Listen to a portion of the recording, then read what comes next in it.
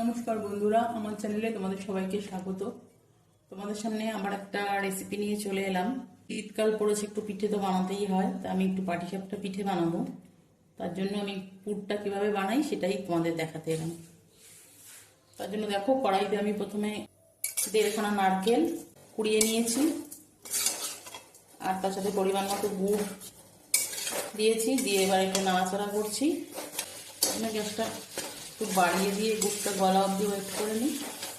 অল্প একটু গুড় নিয়েছি আমি, এই গ্রেটারটা দিয়ে গ্রেট করে দিচ্ছি, তাহলে কি সমানভাবে মিশে যাবে।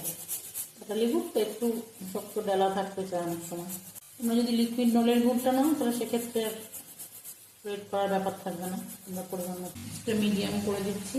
গুড়টা আমার প্রায় গলেই এসছে সব। এবার আমি একটা জিনিস দেবো, দেখো এখানে আমি 100 মতো খোয়া ক্ষীর নিয়েছি, এটা এর মধ্যে গ্রেট করে দেব। শুধু নারকেল আর গুড় দিয়েও ভালো হয়, বা শুধু খোয়া ক্ষীর দিলেও ভালো হয়। তো আমি নারকেল আর খোয়া ক্ষীর দুটো মিশিয়ে গ্রেট করে দিলে কি খোয়া ক্ষীরটা তাড়াতাড়ি মিশে যাবে। পুরোটা খোয়া ক্ষীরই আমার গ্রেট করে দেওয়া হয়ে গেছে, দেখো। এবার এটাকে ভালো করে এগুলোকে মিশিয়ে পাক করে নিতে হবে। এবং লো আঁচ করে মিনিট 5-7 নাড়াচাড়া করার পর এটা হয়ে গেছে। গ্যাসটা বন্ধ করে দিলাম। এবার এটাকে ঠান্ডা করে একটা পাত্রে তুলে নেব। আপাতত এটা ঠান্ডা করে একটা পাত্রে তুলে রাখছি। এই দেখো বন্ধুরা, এই যে পাটিসাপটা করবো বলে পুর করেছিলাম, সেটা কড়াই থেকে তুলে, কড়াইতে তো বললাম এই লো ফ্লেমে প্রায় 5-7 মিনিট নাড়াচাড়া করে ঠান্ডা করে এই যে বাটিতে তুলে রেখেছি। পাটিসাপটার যে গোলাটা সেটা করব। এটার জন্য যে এই বাটিটা মেপে, মানে যেই বাটিতে সুজি নেবে সেই বাটি বা কাপ যাই একই মাত্রা মেপে ময়দা নিতে হবে। এই 1 বাটি সুজি আমি ঘন্টা 2 আগে ভিজিয়ে রেখেছিলাম। এবার ময়দা দেবো। এবার এর মধ্যে এটাকে একটু ভালো করে হাত দিয়ে মিশিয়ে নেব। আমি লিকুইড নলেন গুড় দেবো বলে আগের থেকে জলটা দিচ্ছি না। গুড়টা লিকুইডটা আমি পুরোটাই দিয়ে দেবো। ভালো করে মেশাতে হবে। মিশিয়ে দেখি, তারপর লাগলে আমি দুধও দিতে পারি, দেখি কতটা কি হয়। তারপরে এই দেখো গোলাটা যা হয়েছে, আমি একটু প্রথমে তো গোলার সময় লিকুইড গুড় দিয়েছিলাম, আর একটু পাটালি গুড় দিলাম। আমি এখানে জল বা দুধ আগে থেকে কিছু দিইনি, লিকুইড গুড়টা দিয়ে গোলার পরেই এরকম হয়েছে। আর পাতলা করতে হবে।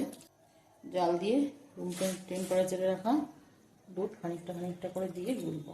এটা গুলে নিই, তারপর তোমাদের দেখাচ্ছি। এই দেখো বন্ধুরা, তখন যে দুধটা দিলাম দিয়ে ভালো করে গুলিয়ে নিলাম। এই যে এরকম ঘনত্বের, নয় আর একটু দুধ দিয়ে পাতলা করে নেবো। এখন মোটামুটি এটা করে রাখলাম। এই যে পাটিসাপটার গোলাটা, আর এই যে উটটা তো করেই রেখেছিলাম, এই যে এই দুটো করে রাখলাম। এটা খানিকক্ষণ থাক, যখন পাটিসাপটাগুলো করবো তখন তোমাদের দেখাবো। এর মাঝখানে আমি আর একটা পিঠেও খুব তাড়াতাড়ি হয়ে যায়, সহজ একটা পিঠে, সেটা রেসিপি তোমাদের দেখাচ্ছি। সেটা হচ্ছে ভাপা পিঠে। তার জন্য কোনো চালের গুঁড়ো লাগবে না, আমি সুজি দিয়ে করি, তোমাদের সেটা আমি দেখাচ্ছি। প্রথমে একটা বাটি নিয়ে, মিক্সিং বোল নিয়ে আর কি, এই বাটিরই বাটি সুজি নিয়ে নিলাম। 1.5 বাটি মতো হয়েছে। আর এবারই এই বাটিরই 1.5 বাটি, এই 1 বাটি 1.5 বাটি দিয়ে দিলাম। দিয়ে এটাকে ভালো করে মিশিয়ে ঢাকা দিয়ে 10 মিনিট রেখে দিতে হবে। এদিকে আমি আরো কিছু প্রিপারেশন করে নিয়ে তোমাদের দেখাচ্ছি। এটা ঢাকা দিয়ে 10 মিনিট রাখা থাক। মিনিট 10 মিশ্রণটা একটু ঢাকা দিয়ে রেখেছিলাম, তোমরা তো দেখলেই একটু ঘন হয়ে গেছে, যেহেতু সুজি আছে দুধটা টেনে নিয়েছে। একটু জল দেবো, কি পাতলা এটা করা যাবে না, সামান্য একটু জল দিয়ে এইরকম ঘনত্বের হবে, বেশি পাতলা এটা করা যাবে না। খুব ইনস্ট্যান্ট ভাপা পিঠে খেতে চাইলে এটা খুব ভালো হয়। সুজি দিয়ে 1 চামচ বেকিং পাউডারটা দিয়েও ভালো করে একটু মিশিয়ে নিতে হবে। আমাদের দেওয়ার পরে যেরকম বাটি আছে, আমি এই 4টে ছোট বাটি নিয়ে নিয়েছি স্টিলের। এগুলোর মধ্যেই পিঠেগুলো বসাবো। এবার এগুলোর মধ্যে একটু করে সাদা তেল দিয়ে ভালো গায়ে মাখিয়ে নিচ্ছি, ভালো করে বাটিগুলোর গায়ে। ছোট ছোট স্কুলের যে কোনো বাটি হলেই হবে, একরকম না হলেও। ভালো করে বাটিগুলোর গায়ে তেল মাখিয়ে নিলাম।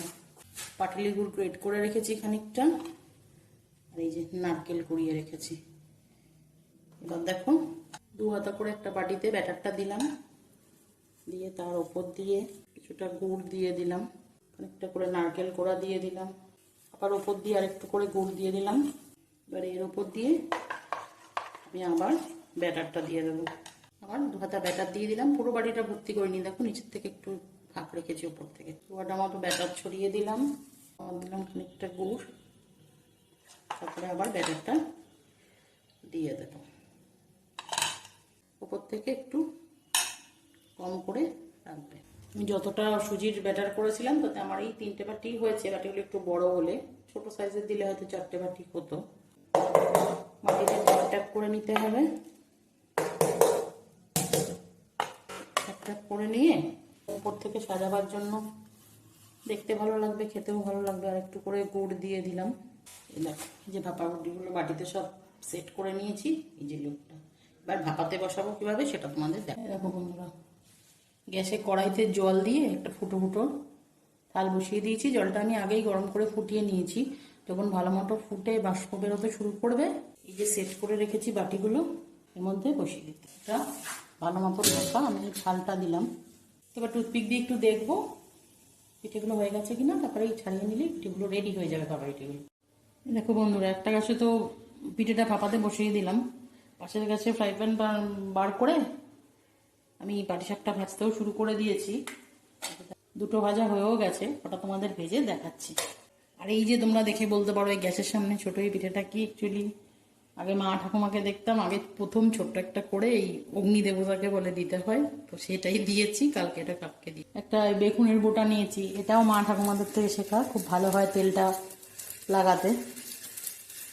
বাড়িতে বেগুন এসেছিল, খেলা খাওয়ার সময় বোটাটা কেটে ভালো করে ধুয়ে জল ঝরিয়ে রেখেছিলাম। নিয়ে এবার গ্যাসটা কম করে দিয়ে এই যে গোলাটা করে রেখেছিলাম, যখনই দিতে হবে নাড়িয়ে দিতে হবে। একবার নাড়িয়ে নিয়ে এই হাতার থেকে 1 হাতা পরিমাণ গোলা দিয়ে, যে যেরকম করতে চাও, আমি 1 হাতাই দিচ্ছি। খুব বড়ও ভাল লাগে না, আবার খুব ছোটও ভাল লাগে না। এবার গ্যাসটাকে বাড়িয়ে এটা ঘুরিয়ে ঘুরিয়ে পুরটা দিয়ে মানে রোলটা করা যায়, পাটিসাপটাটা মোড়ানো যায়, এরকমভাবে একটু শেপ দিয়ে নিতে হবে। গ্যাসটা আবার কম করে দিয়ে এই ওপরের বিটটা শুকানোর জন্য ওয়েট করতে হবে। ততক্ষণে আমি এই যে বাটিতে পুর করে রেখেছিলাম ঠান্ডা করে, তার থেকে একদম কম দিলেও হবে না, আবার বেশি এক গাদা দিলেও সাইড দিয়ে বেরিয়ে যাবে। এই যে এরকম লম্বা লম্বা মতো করে দিয়ে একটু চেপে দিতে হবে, দিয়ে সাইড দিক দিয়ে আস্তে আস্তে মোড়াতে হবে। এখন তো ফ্রাই প্যানে করি, মানে পিঠে ওঠা তো কোনো ব্যাপারই না।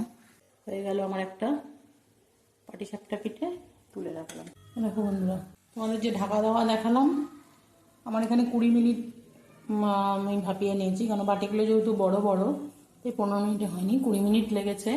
এবার দেখো এই যে একটা টুথপিক দিয়ে তোমাদের দেখাচ্ছি, টুথপিক দিয়ে চেক করে নিতে হবে, কিছু আসেনি, টুথপিক তো সোজা বেরিয়ে এসছে আর কি, তার মানে এগুলো পিঠেগুলো আমার হয়ে গেছে। এবার এগুলো নামিয়ে ঠান্ডা করে একটু ছুরি দিয়ে, এতগুলো পাটিসাপটা হয়ে গেছে। এবার 2 রকম পিঠে নামিয়েই তোমাদের আবার দেখাচ্ছি। দেখো বন্ধুরা, এই যে ভাপা বাটিগুলো নামিয়ে নিয়েছি। একটা আমি বাটির থেকে ছাড়িয়েও নিয়েছি। একদম গরম অবস্থায় ছাড়ানো যাবে না, ওরা একদম ঠান্ডা হয়ে গেলেও ভালো লাগবে না, মানে হাতে বাটিগুলো ধরা যায় এরকমভাবেই ছাড়াতে হবে। একটা তোমাদের সহজেই দেখো উঠে এলো, খুব সুন্দরভাবে 3টে ভাপা পিঠে উঠে এসছে। আর পাটিসাপটাও কতগুলো হয়ে গেছে সেটা তোমাদের, এই দেখো আমার পাটিসাপটাগুলো ভাজা হয়ে গেছে।